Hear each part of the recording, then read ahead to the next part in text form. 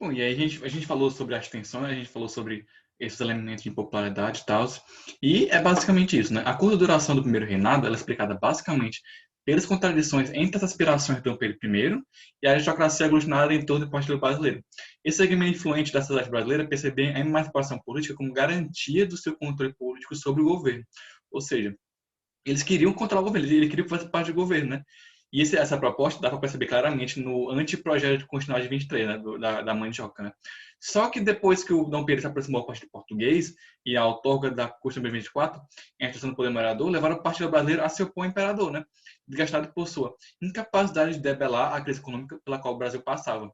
O geral Aurora de Fluminense, da Vestager Veiga, transformou-se no porta-voz dessa posição. Ou seja, a, o Partido Brasileiro ele queria autonomia política, né? Ele queria controlar o governo, ter esse poder no governo, e o Dom Pedro ele era visto como alguém que, além de querer não querer, né, compartilhar esse poder, né, querer centralizar tudo para si, era incapaz de governar o país de uma forma efetiva, né? Ele não conseguia, e especialmente na crise econômica, né? Ele não conseguia acabar com a crise econômica, com a crise com as condições, né, e tal. E isso gerava muita insatisfação e tensões. Além disso, a questão da sucessão do trono português também é se resolvendo no Brasil. O Dom João VI ele morreu em 1726 e quem deveria assumir o poder, no caso, era o Dom Pedro I, né? Ele deveria assumir o trono português, uma vez que ele era príncipe herdeiro. Só que as pressões do Partido Brasileiro, temeroso diante da possibilidade de uma eventual reclamação do Brasil, fizeram o Dom Pedro I abdicar do trono português a favor de sua filha Maria da Glória, então com 60 anos de idade. Ou seja, a galera do Partido Brasileiro tinha medo de que ele assumisse o governo lá também, em Portugal, o rei, e voltasse a juntar os países e começar a parar de Reino Unido e depois recolonizar. Ele tinha medo. E aí o Dom Pedro, ele abdicou, é, ele abdicou para sua filha Maria da Glória e ele propôs casamento entre ela e o Dom Miguel. Esse casamento era casamento de manter o governo e tal, né?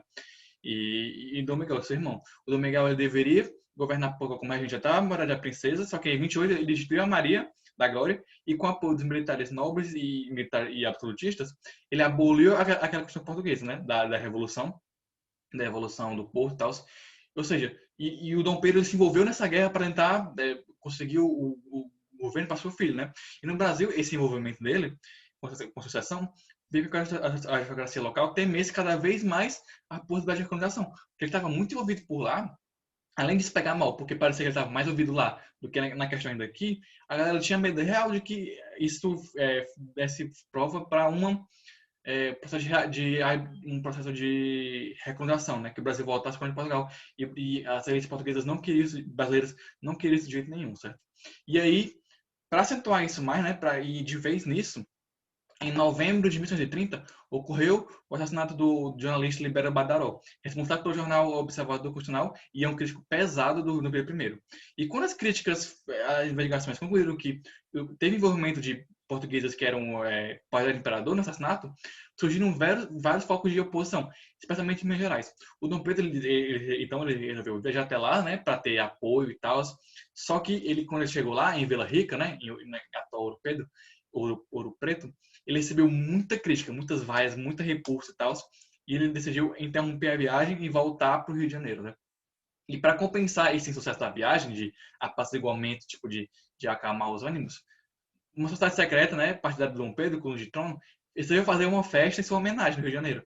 Só que ao saber disso, os opositores partiram para o local da festa e entraram em confronto com esses membros da festa. Ou seja, durante uns 2, 3 dias, teve a chamada Noite das Garrafadas, que foi brigas na rua, brigas campais na rua, entre portugueses e brasileiros.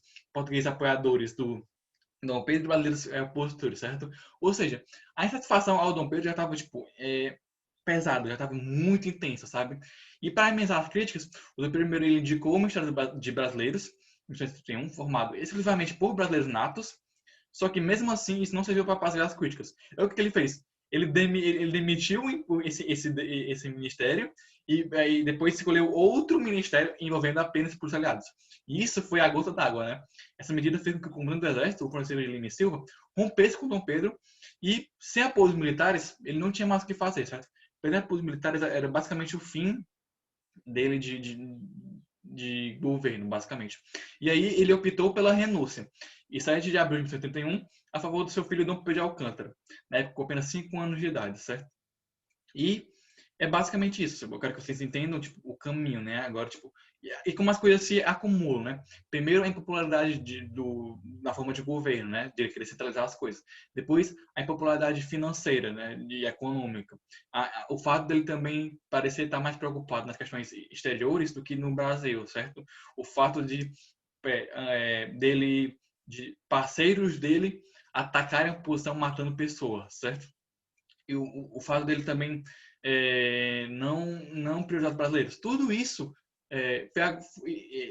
se juntou justamente para tornar para acabar com o apoio dele, né? O apoio da elite brasileira para ele, certo?